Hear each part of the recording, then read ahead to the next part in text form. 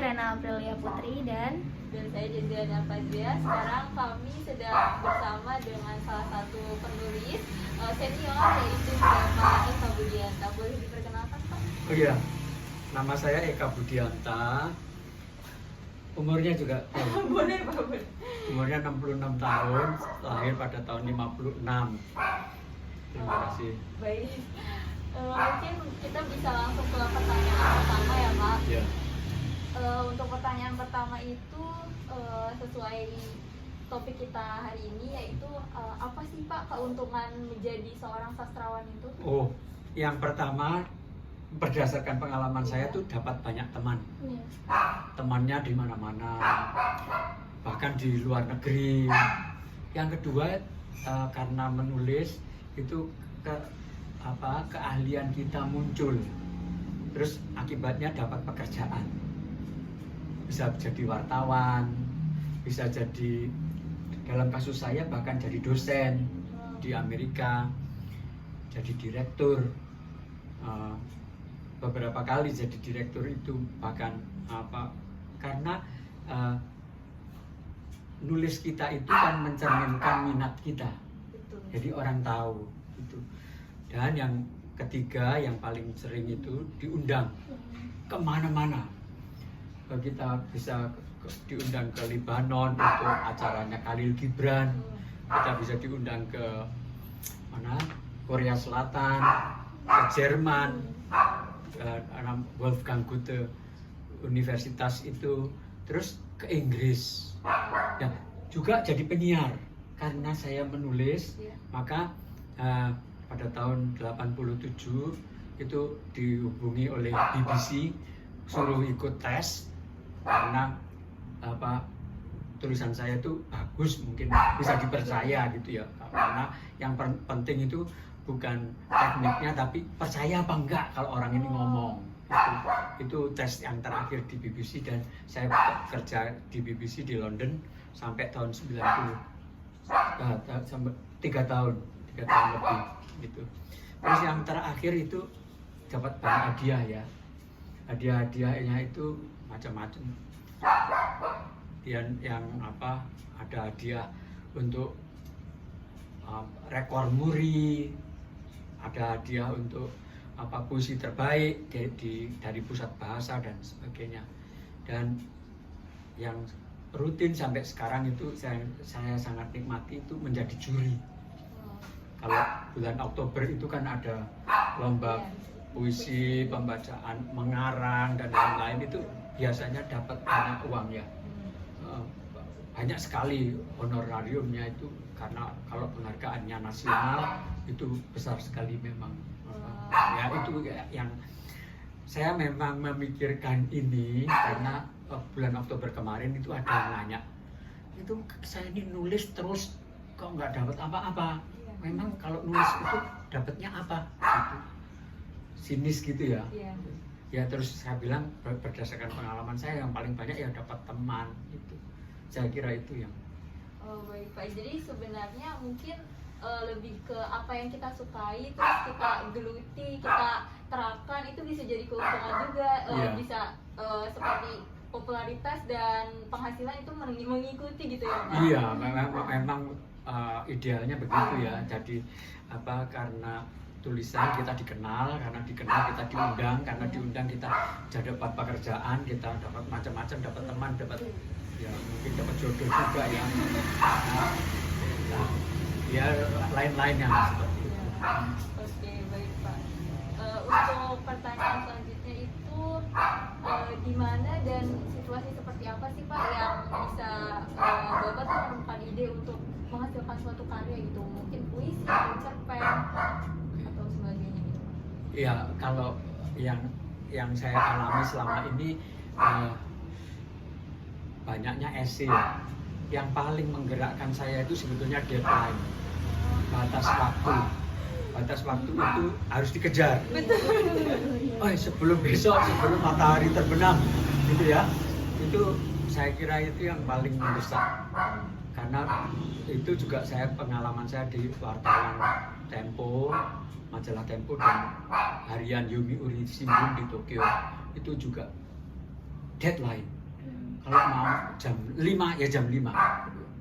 Nggak boleh lewat 1 menit ya. Itu. Yang kedua, kalau penulisan kreatif itu memang ada saat-saat yang membuat kita bergairah gitu ya untuk menulis.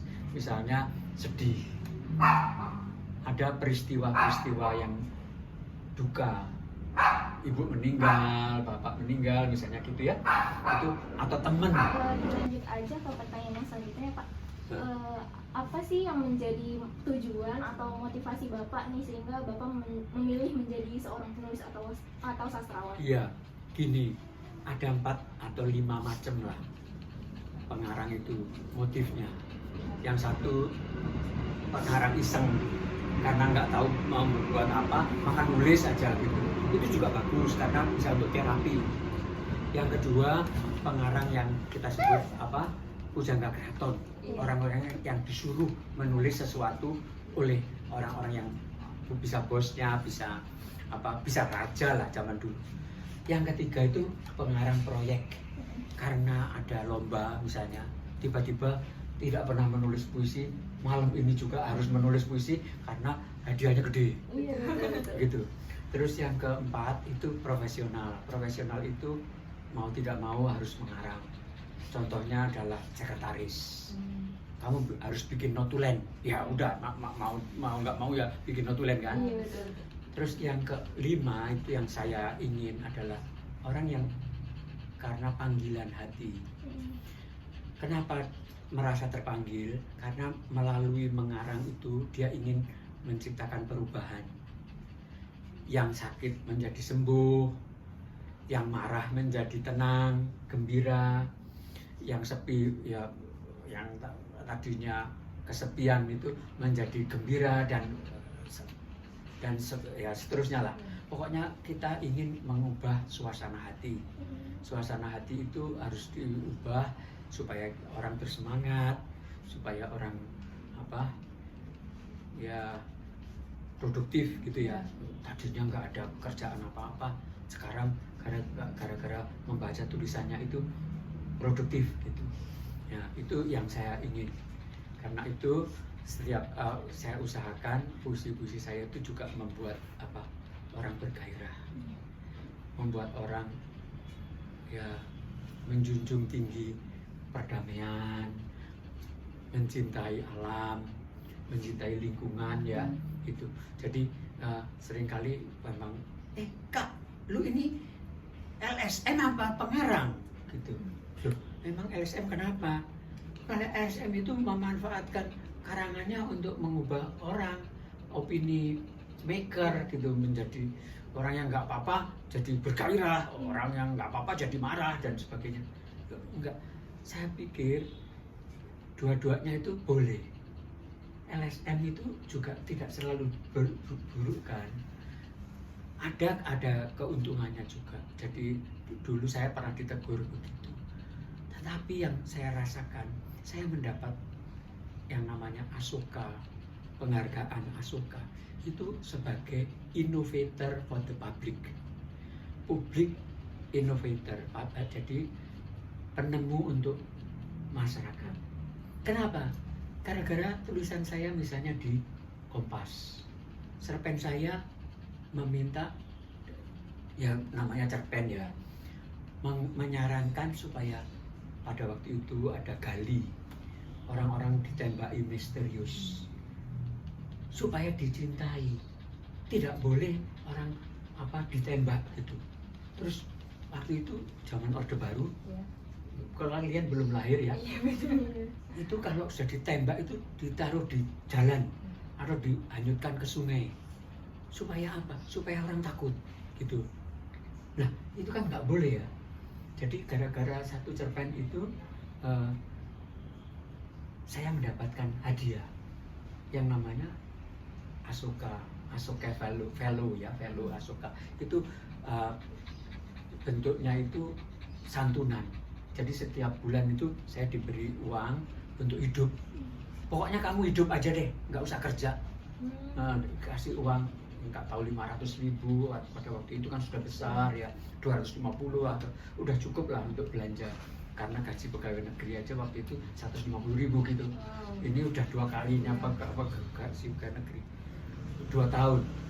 Kalau ya terus akhirnya menjadi lifetime fellowship ya, bukan terus tunjangannya nggak udah berhenti, tapi kehormatannya nggak pernah habis. Terus kemudian saya mendapatkan beasiswa Rockefeller untuk belajar di Costa Rica, di Amerika Latin, di Amerika Tengah ya. Kemudian di Okinawa di Jepang.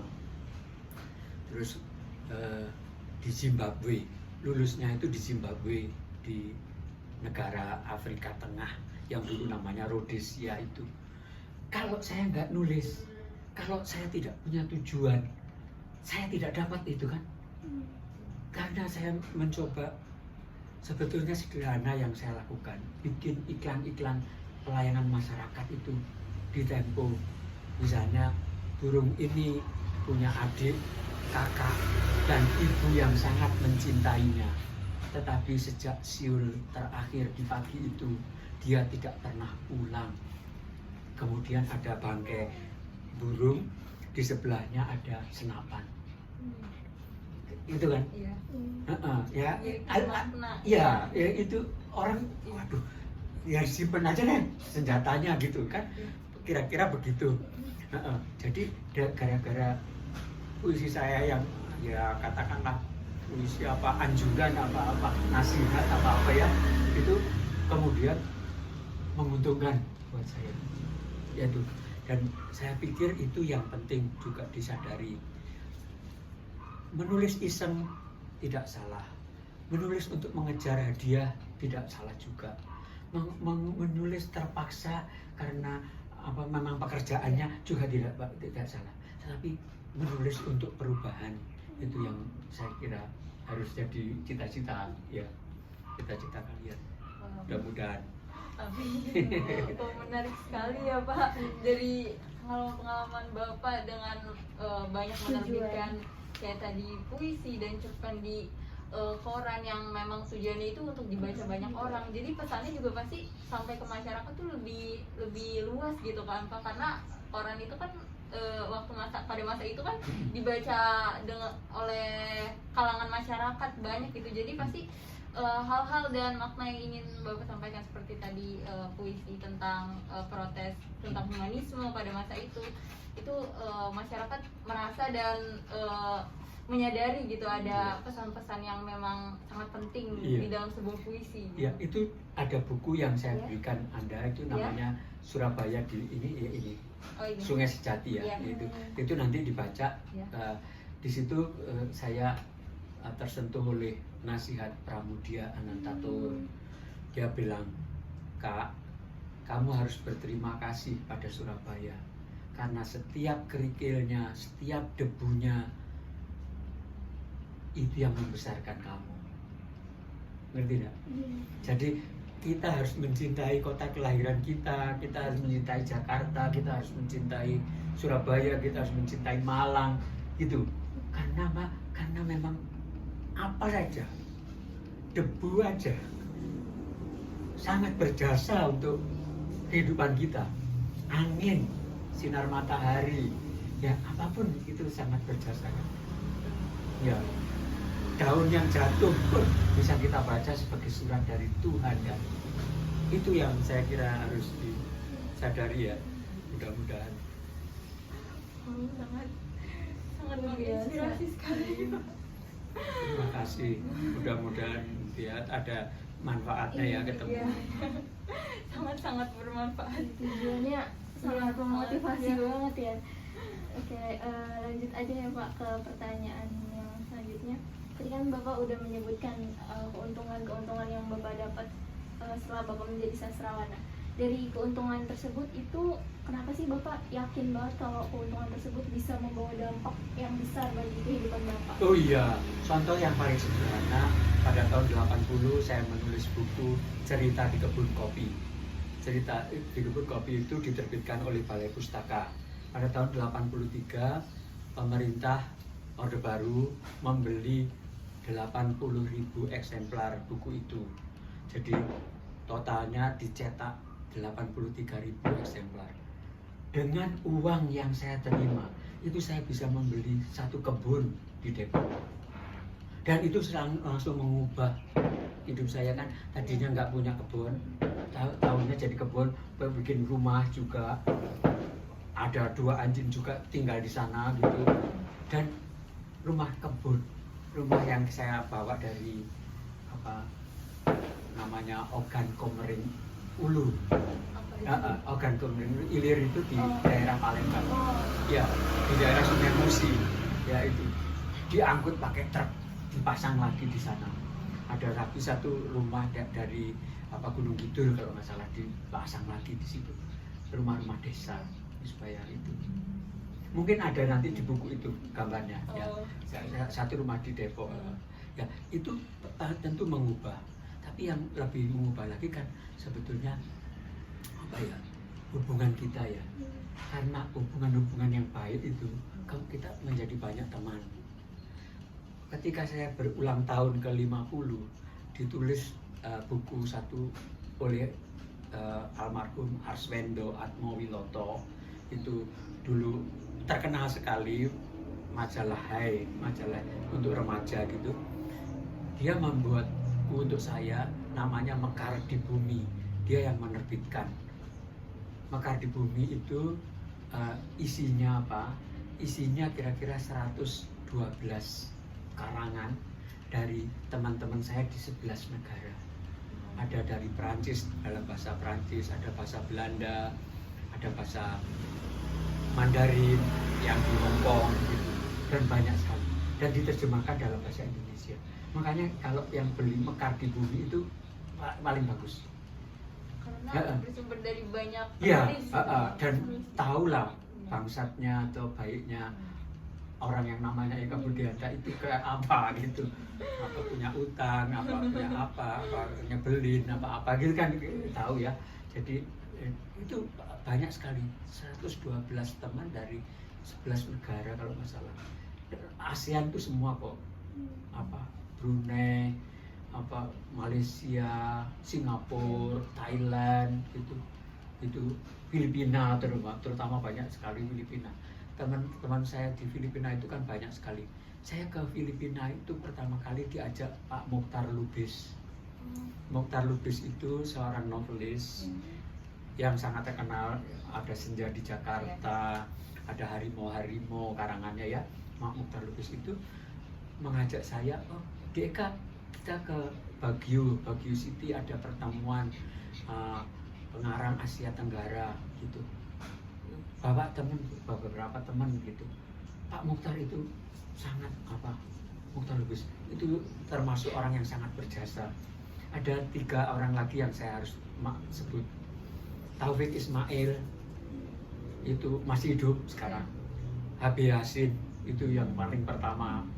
Dan Satyagraha Urip itu Cerpenis, anaknya Patih Bojonegoro. Patih itu dulu wakil bupati kan, wakil bupati Bojonegoro itu namanya Pak Satyagraha Urip. Pak Satyagraha Urip ini menulis surat kepada duta besar di Amerika, duta besar Amerika di sini yang mencalonkan saya untuk pergi ke Iowa. Makanya itu saya bisa tinggal di Amerika selama 4 bulan lah, Agustus sampai Desember tahun 87. Nah itu kerjanya apa? Ya makan minum dan ceramah, ngobrol. Harus dari kampus ke kampus, ke sekolah-sekolah, SMA, ngajak anak-anak ngomong itu ya. Oh, ada negeri yang namanya Indonesia, dan tempatnya jauh dan kayak apa. Oh, jauh mana sama Bali gitu ya. Ya hal-hal gitu. Dekat Australia gitu. Nah, hal-hal yang seperti itu menyenangkan. Jadi waktu itu saya beberapa kali ya ke Amerika itu, kalau dilihat di paspor itu sampai 17 kali karena istri saya kan mengambil S3 di Cornell University di New York. Saya kerja di London. Jadi terbangnya itu dari London ke New York, dari London ke New York, dari London ke New York, cari flight yang paling murah. Karena kalau nggak habis duitnya. Dan dan kalau telepon jangan lama-lama. Itu nanti semua gaji habis untuk telepon. Iya. Ya, tahu itu kan nggak ada WA, nggak ada apa wifi gini ya. Jadi mahal itu ya gitulah. Ya itu. Jadi sebetulnya penulisan itu mengubah hidup saya. Tapi Anda perlu bertanya, siapa yang mengajari saya menulis? Yang mengajari saya menulis adalah ibu saya. Ibu saya itu membuat catatan harian supaya saya juga belajar membuat catatan harian. Hari ini kurang enak badan, hari ini makan apa, hari ini siapa yang marah, hari ini, dan dicatat gitu. Dan ibu saya itu membuat catatan gitu.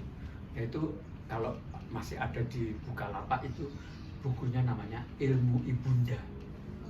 Ilmu Ibunda itu saya yang membuat, tapi isinya ibu saya. Ya kalau itu untuk waktu beliau meninggal 40 hari itu saya terbitkan aja Ilmu Ibunda itu dalam aslinya itu dalam bahasa Jawa. Kira-kira 50 halaman. Tambah lagi bahasa Indonesia biasanya juga. Terus jadi yang mengindonesiakan ya saya, artinya membuat ya menerjemahkan dalam bahasa Jawa ke bahasa Indonesia kan nggak sulit ya itu. Nah itu menurut saya ibu itu adalah guru saya yang terbaik, saya kira gitu. Namanya Ibu Andayani. Wow. Terima kasih kepada Ibu Andayani. Iya, terima kasih. Sangat berjasa untuk. Iya, kalau enggak ya saya enggak suka ngarang. Kalau ibu marah, kamu tadi nangkep capung ya? Oke, sekarang kamu bikin tulisan tentang capung. Jadi dari pengalaman-pengalaman Iya, sehari-hari. gitu. Iya, diajarin gitu. Yang paling sederhana kan dalam bahasa Jawa itu kan ada semua binatang ini punya anak. Anaknya itu beda namanya kan. Anak ayam namanya kutuk, anak anjing namanya kire, anak kucing namanya cemeng gitu kan. Ya, dan seterusnya ya. Anak kerbau namanya gudel gitu kan. Anak sapi namanya peder. Anak kambing namanya cempe gitu kan. Ya, itu ibu saya yang ngajarin. Kalau nenek saya itu ya, mereka orang apa ya Jawa ya, tapi keturunan Madura, orang-orang Madura yang lahir di Pulau Jawa. Jadi kayak ginilah jadinya, kayak ya kecil-kecil gitu modelnya, nggak terlalu gede badannya, kecil-kecil. Ya memang gitulah. Ya terima kasih, pertanyaannya bagus. Ada. Sebenarnya tadi kita masih ada list pertanyaan yang mengenai sosok apa yang memotivasi Bapak. Ternyata Bapak langsung menjawab tadi. Ada di balik itu ada sosok ibu yang menginspirasi Bapak untuk jadi bisa menulis dengan berdasar dari awalnya tuh kehidupan sehari-hari, dari apa yang kita lihat, apa yang kita alami, apa yang kita rasakan gitu, dari hal-hal dasar yang akhirnya bisa membuat ada imaji-imaji untuk di tahap-tahap berikutnya gitu ya Pak bisa. Ibu itu membuat saya menjadi biografer, dan biografi itu honornya paling gede. Iya kan? Kalau ada orang pemilik perusahaan, industriwan memberikan tugas itu kan gede banget. Yusuf Kalla itu kalau menugaskan Albertine Endah itu bisa 1 miliar loh. Luar biasa. Ya saya juga belum pernah. Ya 200 juta juga belum pernah. Hampir 200 juta itu pernah dengan sosok yang mendirikan Prodia. Itu itu. Yang lainnya itu antara teman aja. Pak Emil Salim ada 2 kali. Ada biografinya Pak Emil Salim juga, ada biografi Ibu Tuti juga, ada Tuti Herati ya, yang penyair itu ya, filsuf. Ada yang terakhir ini yang Gramedia tahun ini bulan Maret kemarin terbit, itu bulan Mei apa Maret. Kalau bulan Februari itu Omikron ini, Sungai Sejati, itu bulan Februari. Kalau bulan Mei itu namanya Untuk Bung Karno dan Taman Siswa Gramedia. Saya lihat tuh di Shopee dan Tokopedia ada. Ya, memang mereka dapat terus. Nah, itu juga ya. Kalau buku-buku lama itu ada yang lebih mahal loh. Karena nggak tahu kolektibel gitu ya. Nilainya tinggi gitu. Buku antik apa gitu ya. Itu harganya bisa lebih mahal daripada aslinya gitu ya. Itu aja. Jadi menjadi pengarang itu juga berbagi. Menjadi pengarang itu menurut Pramudia kepada saya adalah memberikan yang terbaik, memberikan kesibukan, memberikan bakatnya, memberikan kesempatan orang lain untuk berusaha. Bisa bikin toko buku, bisa jualan buku, ya dong, bisa wawancara begini, dan iya, itu yang sebenarnya, dan tugas saya hanya memberikan yang terbaik. Kalau ditanya jawabnya yang benar gitu, yang bagus gitu, ya kan gitu aja.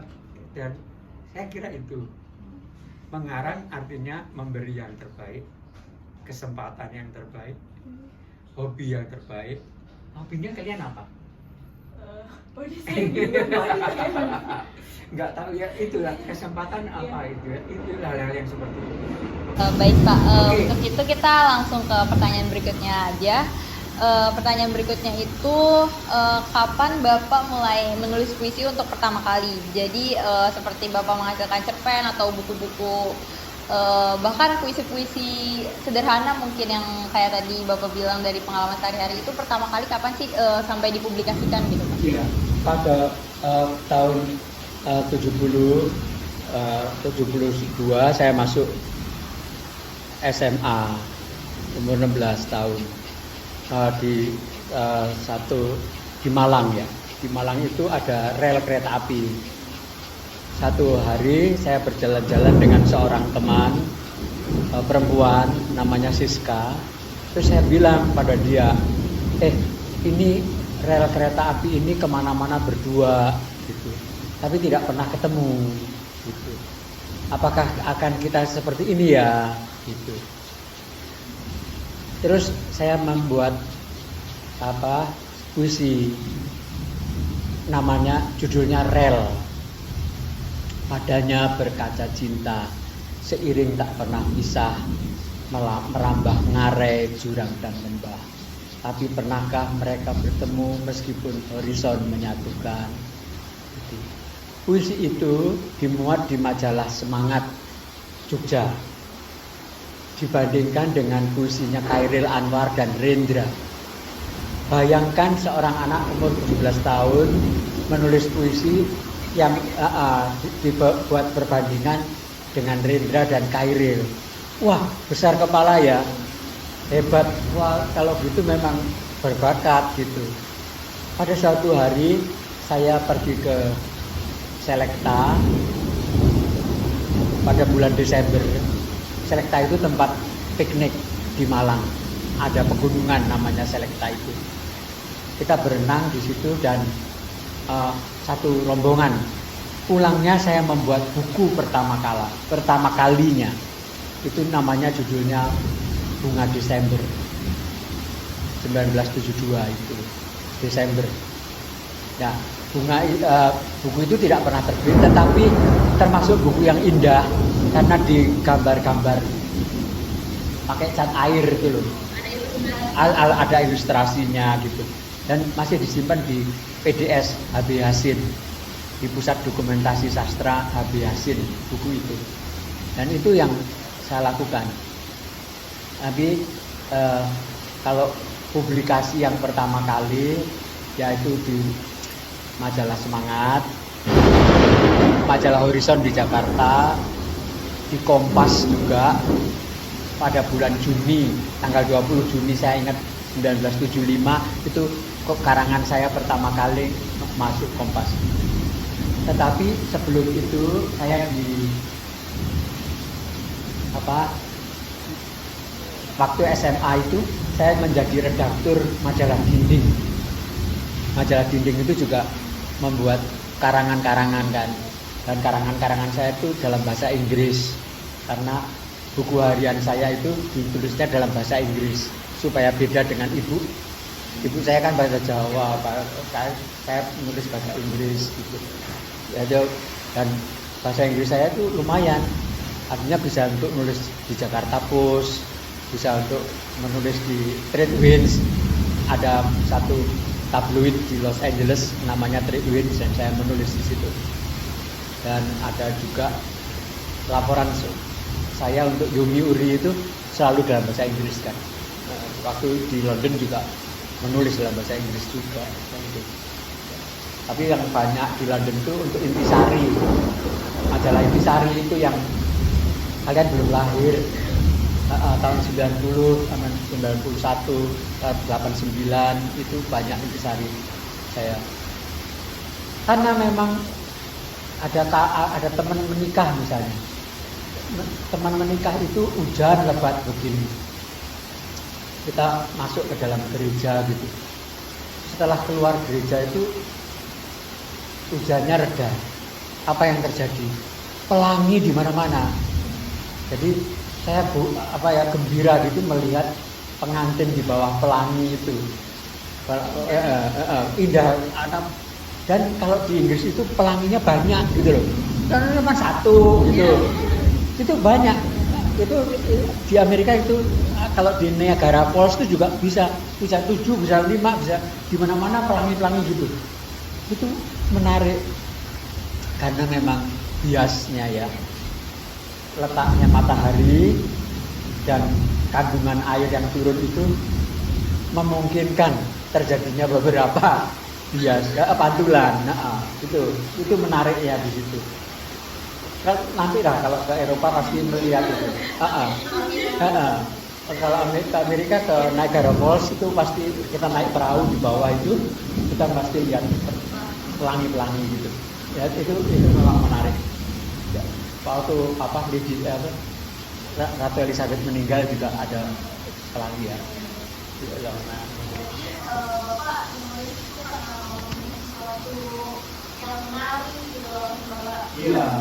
Iya itu bagaimana tak yang menimbulkan dia menimbulkan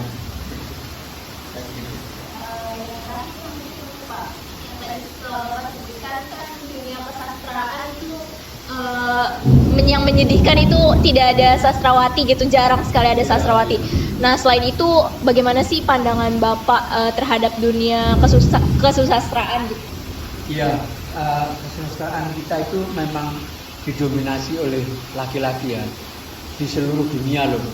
Bahkan dulu kalau orang perempuan mau mengarang bikin samaran nama laki-laki. Itu kan menyedihkan. Saya tidak tahu apakah itu karena kebudayaan dalam arti pengaruh agama, pengaruh pendidikan. Kalau laki-laki boleh melakukan lebih banyak hal daripada perempuan. Kalau perempuan di dapur gitu. Kalau laki-laki boleh perang, boleh senjata, boleh pakaiannya boleh macam-macam, dan kalau perempuan tidak berpakaian lebih bagus gitu. Ya kan memang biasanya gitu, seminimum mungkin dalam itu. Ya, saya tidak tahu apakah ini bisa dirombak, tetapi saya percaya bahwa kemakmuran itu ada di tangan perempuan. Negara-negara yang seimbang, Finlandia, Skandinavia yang di 50-50 sudah bagus gitu. Pengorbanan perempuan itu tidak boleh berkepanjangan, saya kira itu. Jadi kalau ada sastrawan ini juga yang pemenang hadiah Nobel ini kan sekali ini perempuan ya. Itu baru berapa? Ke-16 di antara 120 gitu. 120 itu 16 ya belum 10% juga. Yang dari Prancis ini kan itu. Dan itu karena dia memperjuangkan ininya. Jadi saya pikir perlu kerja keras. Laki-laki harus membela perempuan. Dalam hal ini yang disebut affirmative action. Afirmatif itu kebijaksanaan yang memihak kepada yang lemah. Saya kira itu. Jadi selama kemiliteran atau keperkasaan itu didewa-dewakan, selama itu juga perempuan akan susah ya. Jadi kalau mau hebat harus dua kali lipat. Iya, memang itu. Iya, kesetaraan gendernya ini memang baru, karena dulu kan dulu ada kesetaraan ras. Yang masih diperjuangkan adalah human rights.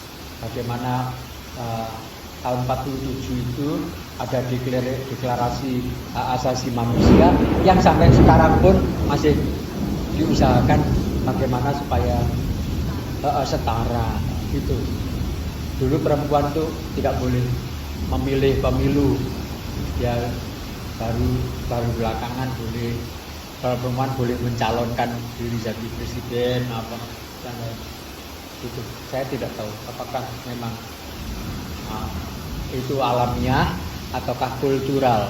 Kultural itu disengaja itu, atau memang keahliannya perempuan pintar mengalah supaya mengajukan. Iya, yang mati kamu aja. Mohon maaf, kami lupa untuk closing. Sekian wawancara kami bersama Pak Eka Budianta, seorang sastrawan senior Indonesia yang sangat hebat. Semoga wawancara kami dengan beliau dapat menambah wawasan dan bermanfaat bagi yang menyaksikan video ini. Kurang lebihnya kami mohon maaf. Saya Irena Aprilia Putri dan rekan saya Jazirah Nila Fajriah pamit undur diri. Wassalamualaikum warahmatullahi wabarakatuh.